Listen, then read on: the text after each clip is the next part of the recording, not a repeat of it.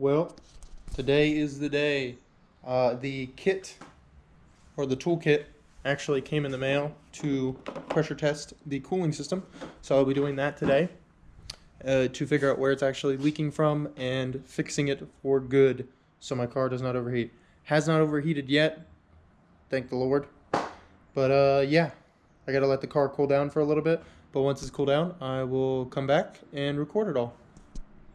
So here is the kit that I bought that has all the different adapters and whatnot to be able to put it on the radiator and pressure test it. Roughly speaking, what I was taught is like 14 psi. This cap is basically whatever the cap says. So this one says 1.1, which would be 1.1 bar, which is roughly like 14, 15 psi. So that's what I'll do.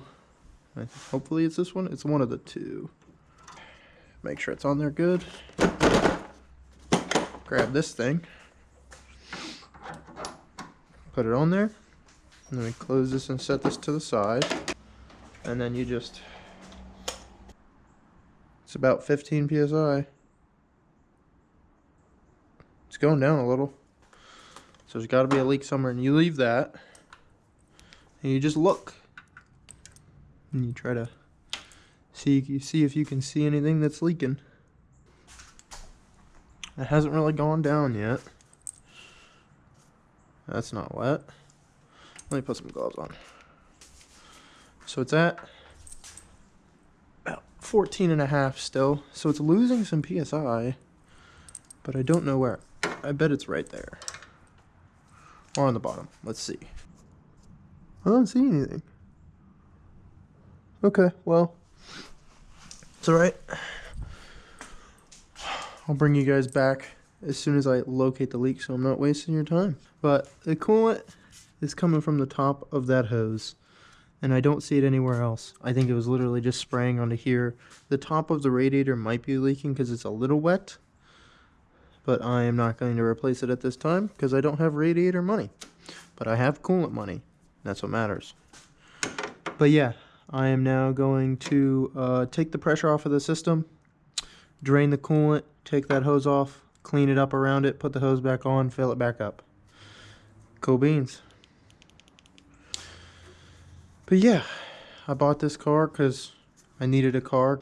Well, my Malibu just decided to turn off while I was in the middle of my drive to college one day.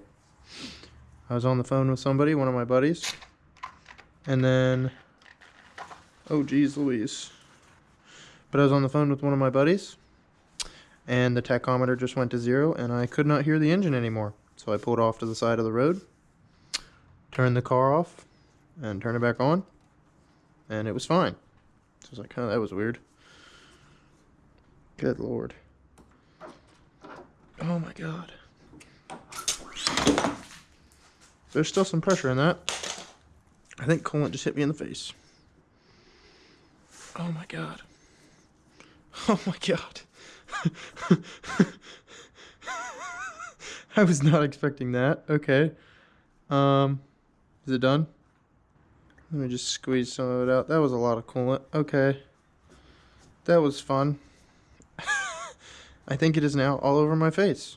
Actually, I know it's all over my face because I feel it. Well, I was not expecting that, as you can tell by my reaction. But yeah. And then I made it to school, and the Malibu was perfectly fine. I drove it home, and it was fine, and it didn't do it again. But there was a different day where I drove it to school, and as I was pulling into the parking lot of the college, the power steering started going bad. I was like, oh, that's weird. I had Googled it, and it has electronic power steering. So for some reason, the electronic portion of the power steering started glitching out, and it just stopped working. And it was really, really hard to turn even at like higher speeds, which is unusual. But I guess it makes sense because it's electronic, probably gear driven or belt driven, and not regular power steering. But those are the two big components as to why I needed to get a different car. And while I've looked around here without the camera turned on, I've found a couple other things that are not ideal and that you can tell that it's been rebuilt. But it is what it is.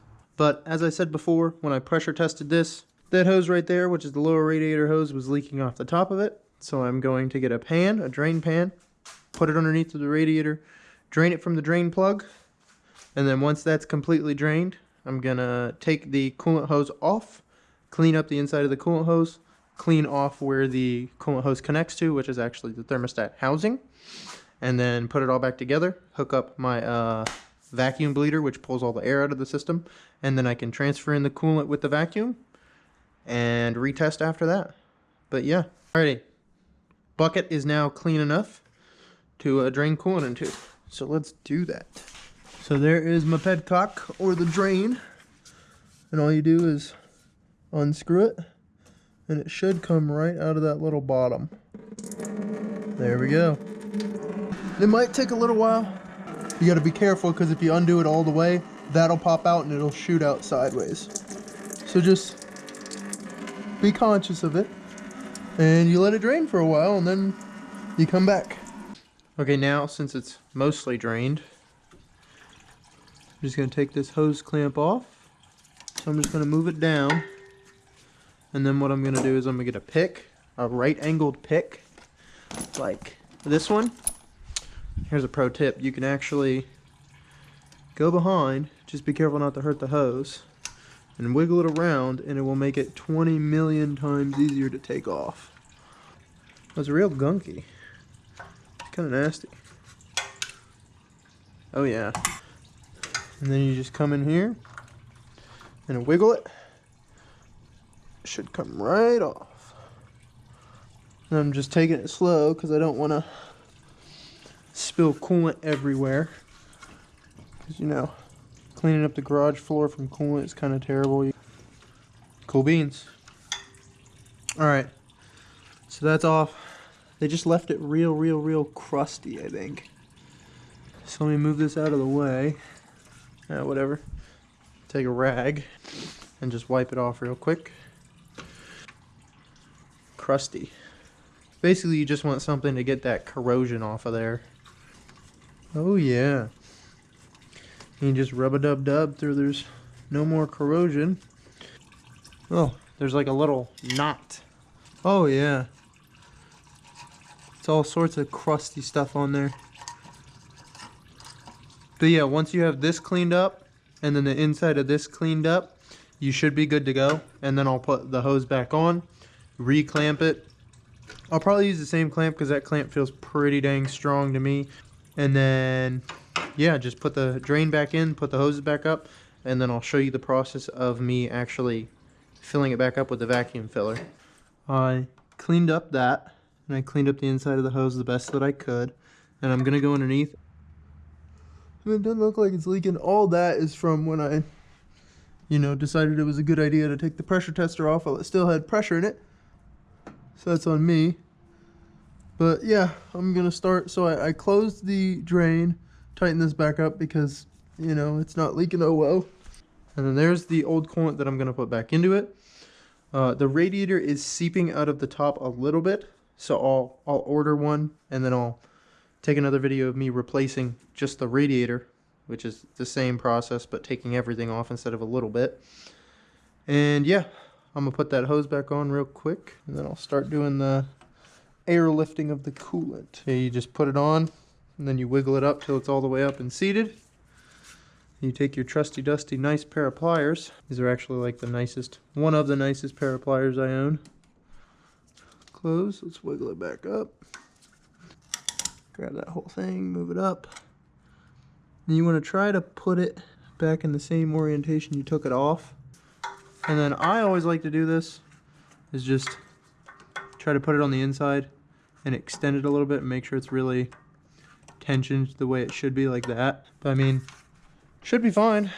I don't see why it wouldn't be. I'm going to be plugging in the air compressor to be able to use the airlift to put the coolant back in this thing. So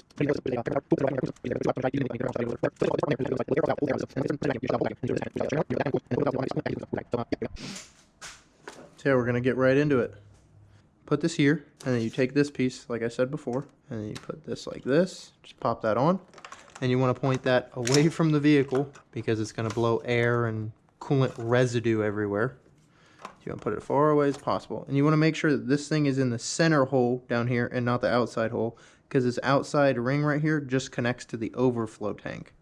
So you get it down in the center, okay? And then you open this valve up to get air starting to run across it. And then you take your end of your air hose, and you take this bad boy, and it'll pull vacuum on the system. See, it's going in vacuum, and it'll go all the way down till you'll hit about in between like 20, 25, maybe even 30, and it'll hold. So yeah, when you suck the vacuum on it, as soon as it hits the spot where it stops pulling a vacuum and the needle stops moving, you want to close that valve. As soon as you close that valve, this will stop moving. And realistically, you want to let it sit for like 5 minutes, 10 minutes, whatever, to make sure there's no small leak. And you just want to watch for that needle to go down. I don't have time currently, so as long as the needle doesn't move within like a minute or so, then it should be fine. So then, since this is closed, you can take this off, which has some coolant in it, not much, and this should stay centered like that. And then you take your filler hose and you connect it in the same port. You put it to here and you plug it in, and you want to make sure that your hose stays in the coolant. Make sure the tip of that stays all the way in the coolant, or you're going to have a bad time and you're just going to suck air into the system. So I'm going to open this, and then I'm going to open this.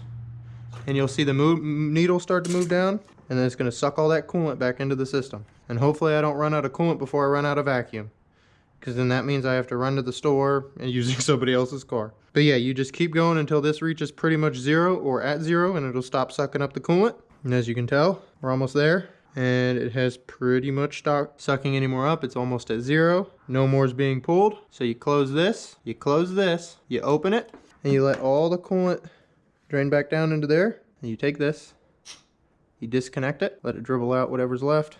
You don't want to get it all over the whatever. And yeah, that's how you use the vacuum filler. And that just basically makes it so there's no air bubbles in your system, which can cause overheating and stuff like that. Not good stuff, obviously. But coolant should be pretty darn full. You can add a little bit more if you want to. I should probably do that. Let's see how this goes. If I can pour it in with no funnel out of a 5-gallon bucket. This is going to end poorly. I know it will. Or will it? Good so far. Oh God. Whoopsie. Well, you know, a little bit of spillage isn't bad. But yeah, so all of this should be full. Keyword is should. Whoa. You can kind of hear coolant moving around in there. Okay, now that the coolant is full, I'm just gonna put the cap back on. Actually, psych, I lied.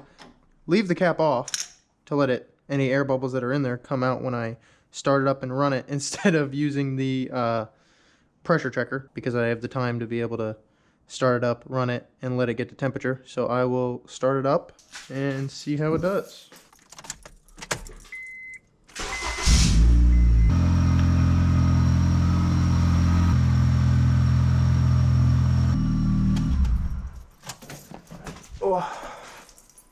So anyways, I'm gonna finish cleaning all this up, wiping it down, getting all the coolant grease and grime off of it, putting all the stuff away, and then I'm going to run it all the way until it reaches temperature, and I should be good to go. If there's anything else that I need to do, I will take another video of it, but for now, like, comment, subscribe, and follow for more interesting but entertaining content. I think the next thing on the agenda would be the coil packs, doing a tune-up, valve cover gasket, camshaft seal, the serpentine belt, and yeah, whatever else pops up. Probably the radiator because it's seeping. But other than that, yeah, I'll see you guys in the next one. Peace.